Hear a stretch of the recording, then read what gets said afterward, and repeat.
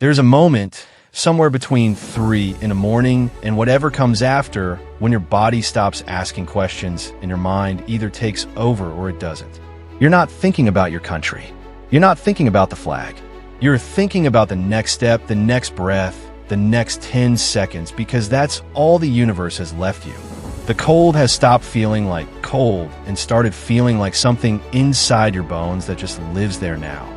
Your gear weighs more than it did 4 hours ago, even though that makes no physical sense. And somewhere ahead of you, through trees or desert or open water, there is something that needs to be done, and you're the one who volunteered to do it. I've been inside 6 of the most demanding military environments the United States has ever produced. Not as a journalist, not on a press tour.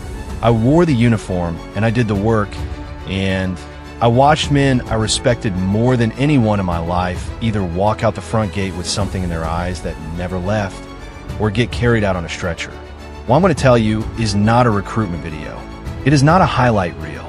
It's what it actually looked and felt and smelled like from the inside, in each of those worlds, one at a time.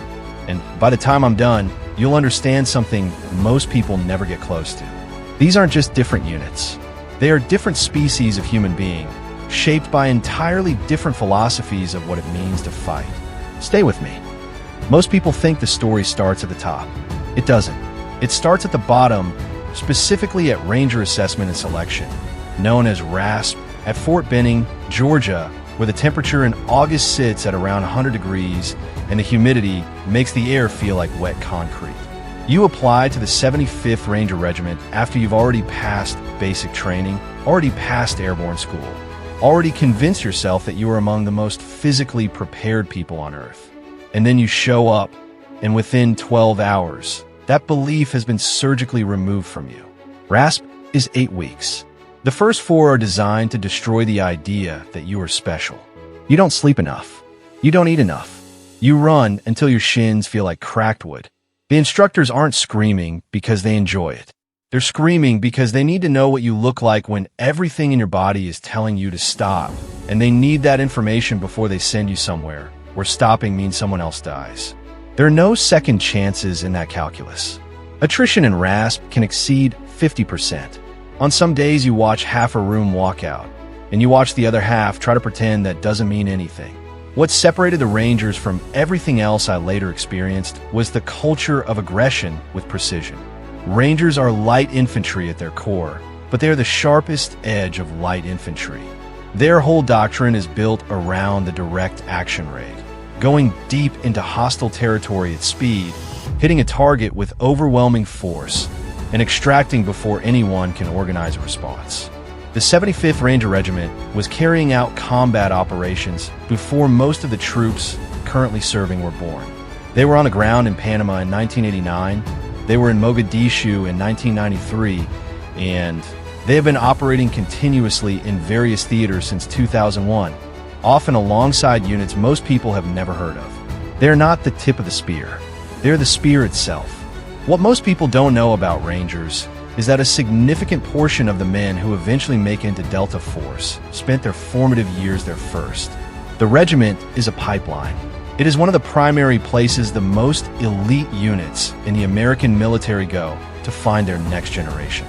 And so there's this strange thing that happens inside the regiment where you can feel both the pride of belonging to something genuinely elite and the quiet awareness that some of the men standing next to you are already looking at the next door.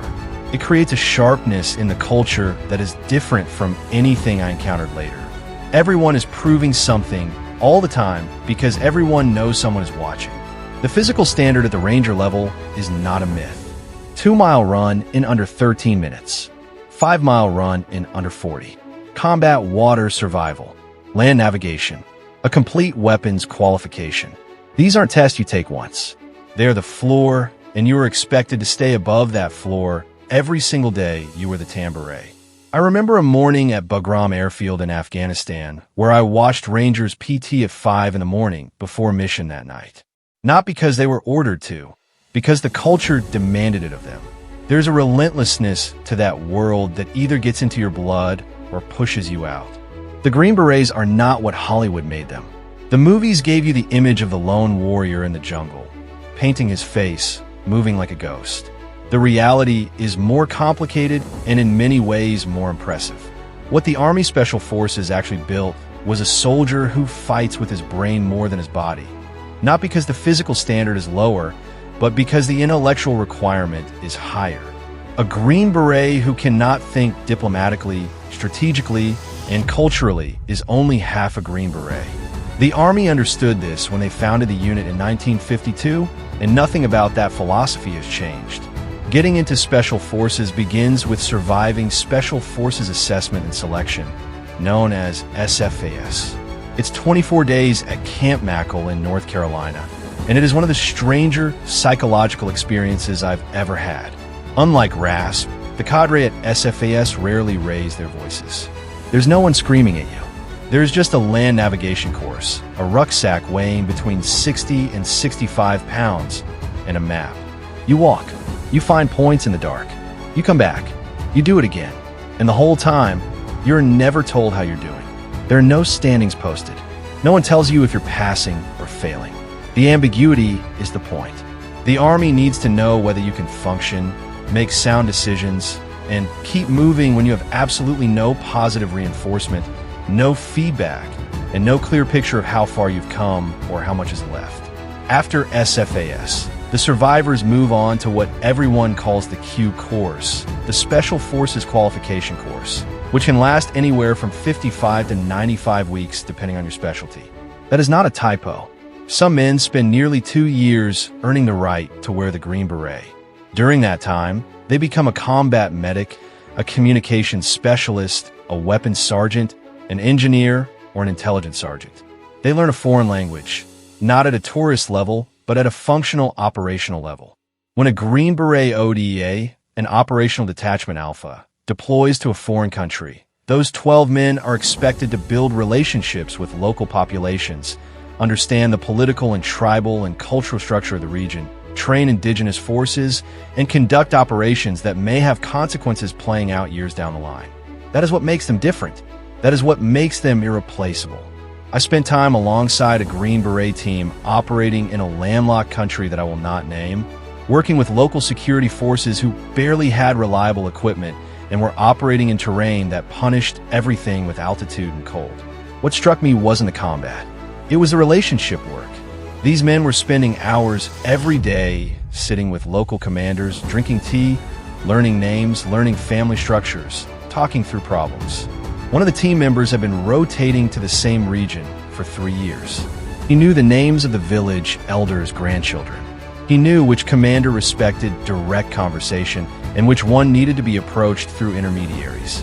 That knowledge was not in any database. It lived in him, and it was more valuable in that environment than any weapon system. Green Berets carry something with them that most military units do not, which is a genuine comfort with operating without oversight. They are not built for garrison life. They are built for the long game, for operating in small teams deep in foreign territory, trusted to make judgment calls that would require a committee of colonels in almost any other unit. That autonomy is earned through a selection process that is designed to find men who are not only capable, but genuinely stable under pressure. The Q course doesn't just teach skills. It reveals character. And by the end, the men who make it through know something about themselves that very few people on Earth get to know. There's a building at Fort Bragg that most people on the base never enter. There are no signs directing you to it. The unit that operates out of it does not appear on any public organizational chart, and the Army will not confirm or deny most of what happens inside. The unit is officially called the 1st Special Forces Operational Detachment Delta. Everyone calls it Delta Force. Inside the community, it is simply called the unit, and that absence of a name tells you everything about the culture.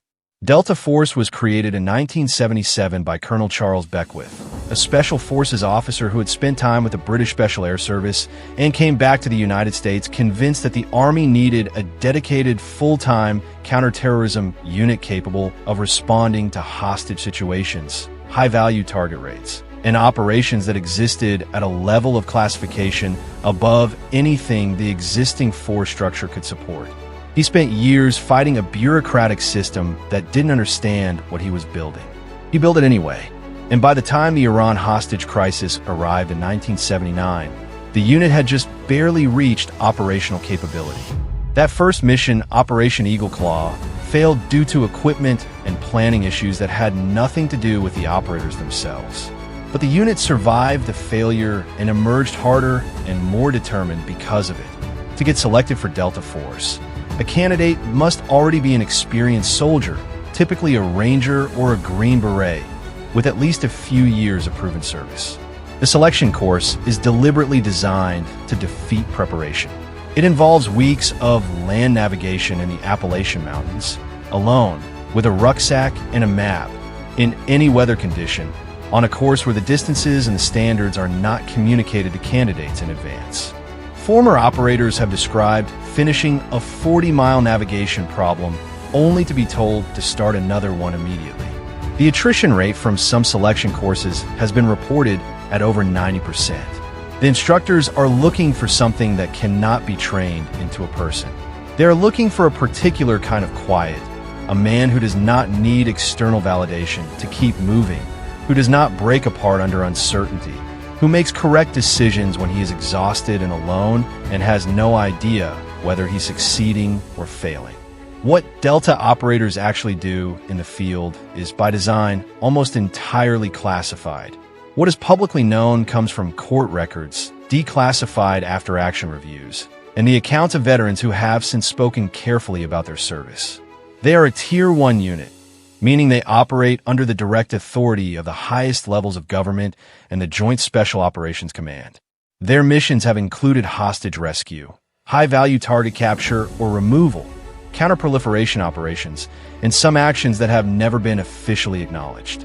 The raid on Abu Bakr al-Baghdadi in October 2019 confirmed publicly what the community had known for decades, that Delta operators work alongside Rangers and other specialized elements on the most sensitive direct action missions in the American military arsenal. What you cannot understand about Delta Force without being close to it is the culture of quiet professionalism. These men do not wear distinctive uniforms in garrison. They frequently grow their hair and beards so they can operate without drawing attention. They do not talk about what they do. They do not seek recognition. A former operator once told me that one of the most disorienting parts of transitioning out was realizing that the outside world measures success through visibility, through credit, through being seen to have done something. Delta was the opposite of that. Success was a mission no one ever heard about. The best operation was the one that solved a problem without anyone knowing a problem had existed. That ethos produces a kind of man who is genuinely hard to understand from the outside, because almost everything he values most is the thing he will never tell you about. There is a cold in Pacific Ocean water that is not like any other cold. It does not come from the outside. It gets inside you and it stays there. I am talking about the water off the coast of Coronado, California, in the early morning, where the temperature hovers somewhere around 65 degrees, and the instructors at BUD/S, Basic Underwater Demolition and SEAL Training, send you in fully clothed, make you lie in the surf zone while waves roll over you, and tell you to lock arms with the man on either side of you and sing a song. That is not a metaphor. That is what happens. And it is the precise moment where the brain begins negotiating with itself in ways that are very difficult to predict or control. The Navy SEAL pipeline is one of the longest and most comprehensive special operations selection processes in the American military. It begins with a naval special warfare orientation, moves into BUD/S, which runs approximately 21 weeks, and then continues into SEAL qualification training for another 26 weeks. By the time a candidate earns the SEAL Trident, he has been in the pipeline for well over a year, and that is before pre-deployment training. The attrition rate through BUD/S has historically hovered between 70 and 85%. For officers, it has sometimes exceeded 90%. These are not people who weren't fit. These are people who discovered that fitness is a remarkably small part of what this process is actually testing. Hell Week is the centerpiece of BUD/S first phase. It runs for approximately 5.5 days continuously. Candidates run more than 200 miles during that week. They sleep fewer than 4 hours total. they're wet for most of it. The instructors do not break you by being cruel. They break you by removing the thing that most people rely on to keep going, which is hope. There's no finish line you can see. There is no schedule posted. There is only right now and what they're asking you to do right now and whether you're going to do it. A brass bell hangs near the training area. If you walk up to it and ring it 3 times, you are done. You get hot coffee and warm donuts, and you never have to go back in water. The number of people who ring that bell tells the story. On average, only 1 in 4 candidates finishes Hell Week. What the SEAL community is built on is the concept of the team. The boat crews that carry rubber inflatable boats on their heads for miles are not a physical exercise. They're a social experiment. The boat doesn't move if someone quits. The crew that wins is rarely the one with the strongest individual. It is the crew that figured out how to function as a single organism under misery. That lesson carries through every deployment, every mission, every combat situation a SEAL ever faces. The man to your left and the man to your right are not your friends. They are the extension of your capability. If they go down, something of you goes down with them. That is not sentiment. That is tactics. The SEALs are the United States Navy's Maritime Special Operations Force, which means their core identity is built around water in a way no other unit can match. They can swim miles to a target in the dark, underwater, undetected. They can board ships, neutralize threats, and extract back into the ocean before anyone knows they were there. They operate from submarines, from surface vessels, from aircraft, and from land. Their training in combat diving, underwater demolition, and small boat operations is the deepest of any force in the world. But what made them famous, and what has sustained that fame across generations, is a culture that values the individual story. SEAL memoirs have sold millions of copies. SEAL officers have become politicians and executives and commentators. That visibility has made them the most recognizable face of American special operations. It has also, within the community, created a complicated conversation about where the line is between legitimate pride and something that serves the individual more than the mission. MARSOC is the youngest of these worlds, officially founded in February of 2006, and the Marines who built it were fighting 2 battles simultaneously. The first was the external one, operating in the same theaters as SEALs and Green Berets and establishing their credibility in a community that had existed for decades without them. The second was internal, convincing a Marine Corps culture that had always prided itself on its conventional infantry excellence that a separate special operations component was not a threat to the Corps' identity, but an evolution of it. Neither battle was quick or easy. The Marine Raider assessment and selection process filters for men who already carry everything the Marine Corps considers foundational and then applies additional pressure on top of it. Unlike SEAL training, which opens to relatively new sailors, MARSOC requires candidates to have at least 3 years of service before they can apply. They have to have proven themselves as Marines first. What ANS is testing is not whether you can endure. Marines, by definition, can endure.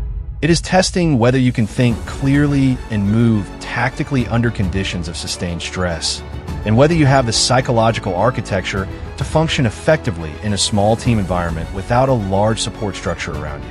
The individual training course that follows ANS is the place where Marine Raiders become what they are.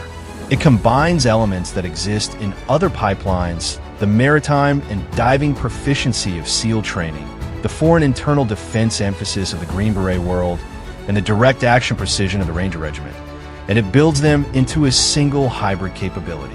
What MARSOC produces is a special operations Marine who can move from a maritime insert directly into a village to build relationships with local security forces, and then, if required, transition into a direct action strike on a specific target.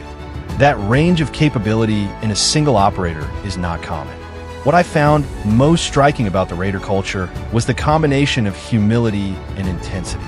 These are Marines, which means they carry a particular brand of institutional pride that runs very deep.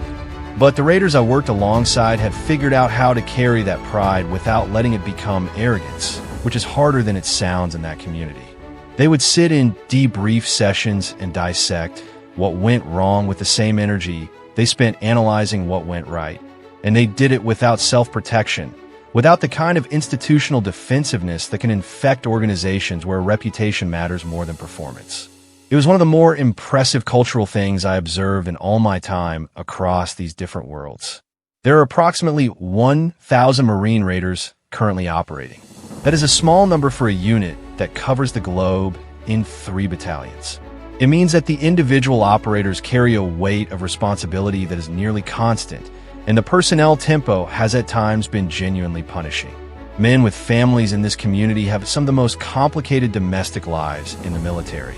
Not because the institution is indifferent to them, but because the demand is real and the manning is tight and the mission does not wait for anyone's personal calendar.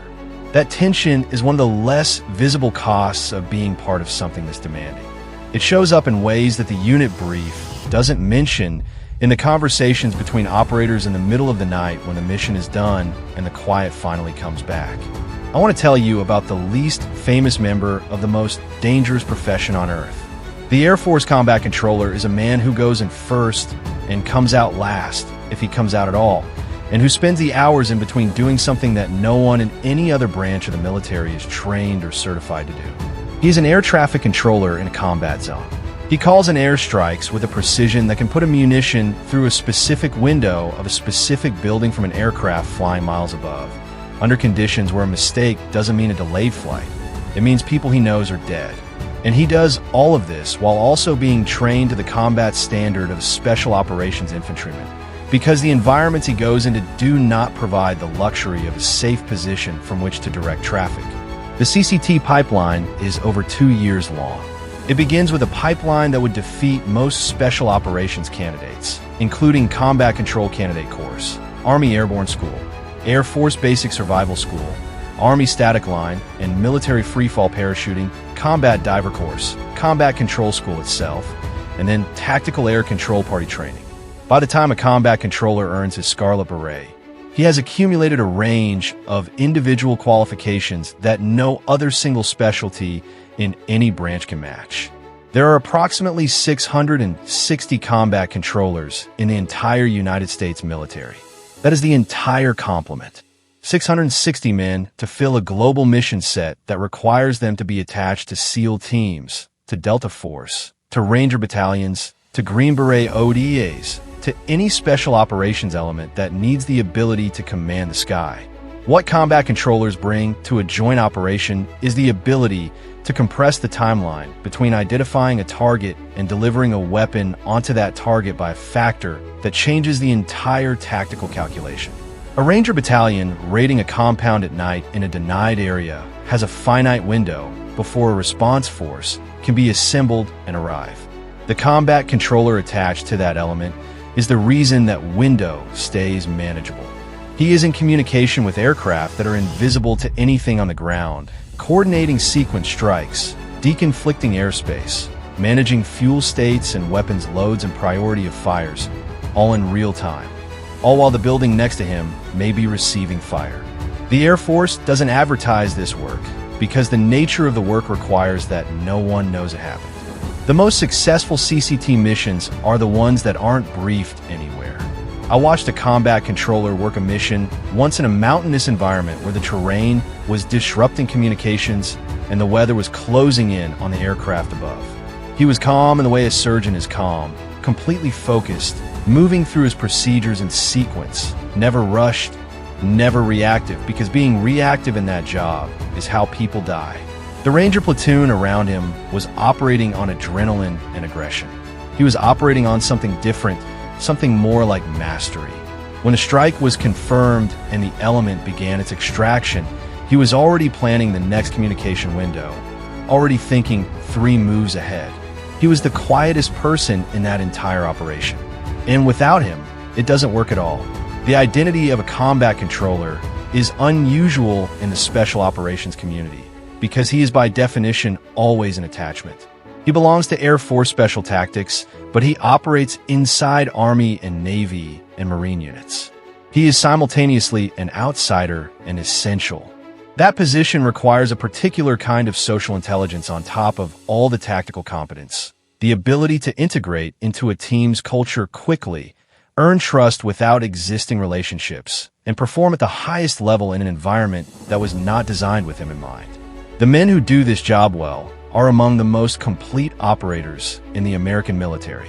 Most of them will never be the subject of a biography or a feature film. That does not seem to bother them. There's a point in a joint operation where all of these worlds come together in the same physical space. And what happens then is one of the more interesting things I've ever observed. A task force assembled from multiple units doesn't automatically become a single organism. It becomes, at least initially, a collection of different organisms that have to negotiate a shared identity quickly and under pressure, because the mission doesn't wait for everyone to get comfortable. I was part of an operation where the planning cell included Rangers, Delta operators, Navy SEALs, a Green Beret team sergeant acting as an advisor, and a combat controller running the air plan. These men had different institutional languages. They had different default assumptions about everything from how a targeting decision gets made to how much sleep is operationally acceptable. The Delta operators said almost nothing in the planning brief. They asked 3 questions. The questions were precise, and the answers changed the plan in ways that none of the rest of us had anticipated. The SEALs were more vocal and moved faster through the planning process in a way that was efficient, but occasionally skipped steps that the Ranger element needed to work through more carefully. The combat controller stood at the air picture the entire time and never weighed in on ground tactics. But when someone proposed a scheme of maneuver that would have put 3 elements in the same airspace at the same time, he stopped the room with a single sentence and redirected the entire conversation. What I understood in that planning cell that I hadn't fully understood before was that the differences between these units are not superficial. They are structural. They come from different foundational philosophies about what war is and how it should be fought. And those philosophies produce real operational differences that can either complement each other beautifully or create friction that costs time, and sometimes more than time. The skill of joint special operations is knowing how to build on those differences instead of flattening them. The best joint task force commanders I ever saw were men who understood exactly what each element could do and what it couldn't, and built their plans accordingly. Using the precision and speed of the Rangers here, the patience and relationship depth of the Green Berets there, the maritime access of the SEALs, the sky commanding capability of the combat controller, and the absolute finality of the Delta strike element. Used correctly, these pieces fit together in a way that produces outcomes nothing else in the world can match. I want to be honest about something that doesn't get talked about in the recruiting posters or the documentary series with the dramatic music. These worlds take things from you. They take them slowly, and they take them completely, and they very rarely give them back. I've known men who left Delta Force and couldn't explain to their families where they had been for the last decade, because the classification didn't allow it. Men whose wives had raised children for years in what was functionally a single-parent household, sustained by a check and a vague address. I've known Navy SEALs who were physiologically older than their birth certificate suggested, carrying the accumulated damage of years of parachuting, diving, and sustained physical stress in their joints and their spines in ways they didn't fully understand until they tried to get out of bed one morning in their 40s and found that the body had been keeping a different set of accounts than they thought. Green Berets who spent years deployed to the same regions, building relationships with the same local partners, and then watched those regions deteriorate, watched the work of a decade come apart because of decisions made in buildings far from the terrain, carry a particular kind of grief. It is not the grief of failure. They did their jobs. It is the grief of having built something real with people they cared about and being powerless to protect it from forces larger than any single special operations team could address. That is a weight that doesn't show up in any medical category, but it is heavy. Rangers who served through multiple combat rotations in their early 20s sometimes struggle to locate themselves in a world that asks them to slow down, to be patient, to accept that most problems cannot be solved by moving fast and hitting hard. The skills that made them exceptional in one context become a source of friction in another. And the transition from that world to any other is not something the institution does well at facilitating or the culture does well at discussing. I'm not telling you this to argue that these men made the wrong choice. I don't believe most of them would unmake it. There is something that happens to a person who has been inside these worlds that is genuinely different from what happens to people who haven't, and most of them will tell you, if they're being honest, that the difference is worth the cost. But I think it matters to understand the cost clearly, because these men are not fictional. They are real people who made real choices and paid real prices for them. And the least we can do is understand what they paid. Here is what I know after all of it. There is no best unit. The question itself is the wrong question, the kind of question that comes from watching movies instead of watching people. Delta Force is not better than the Green Berets. The Navy SEALs are not better than the Marine Raiders. These units are not in competition with each other. There are different answers to different questions, different tools designed for different problems, and the American military is stronger because all of them exist. What they share is something that is easier to describe than to quantify. It is a voluntary choice to place yourself in a selection process designed to find the limit of what you can endure and see whether you will stop before you reach it or keep going after you do. That choice is made at 20 years old, or 22, or 25, before a person fully understands what they're agreeing to. And most of them, if you ask them years later, will tell you they would make it again. That tells you something about human beings that I find both remarkable and a little humbling. The man who earned his Ranger Scroll at 22. The Green Beret, sitting in a village 3,000 miles from his family, learning a language and building a relationship that might matter in ways that take years to understand. The SEAL candidate lying in the surf zone at 4 in the morning, deciding for the last time whether today is the day he rings the bell and finding out that it isn't. The Delta operator who does something extraordinary and tells no one, ever. The Marine Raider who walks off a maritime insert straight into a conversation with a tribal elder. The combat controller standing in the middle of a firefight calling coordinates to aircraft a mile above, his voice completely level. These are not characters. They are people, and the world is different because of what they chose to become.